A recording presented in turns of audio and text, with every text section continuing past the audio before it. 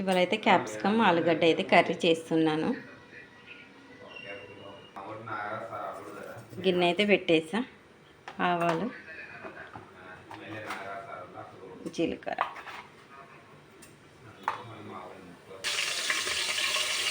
పచ్చిమిర్చి అయితే వేసేసా.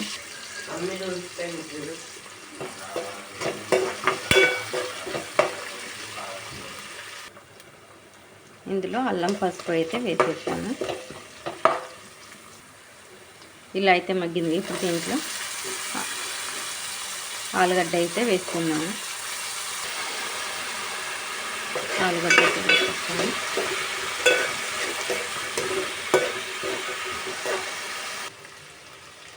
ఆలుగడ్డ అయితే ఇలా అయింది. ఇప్పుడు మనం దీంట్లో క్యాప్సికమ్ వేసుకుందాం. క్యాప్సికమ్ అయితే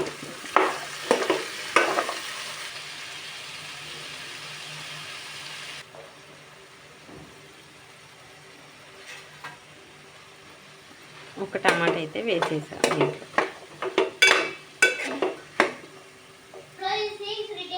ఇలా అయితే మగ్గింది. ఇప్పుడు దీంట్లో మనం ఉప్పు కారం వేసేద్దాం.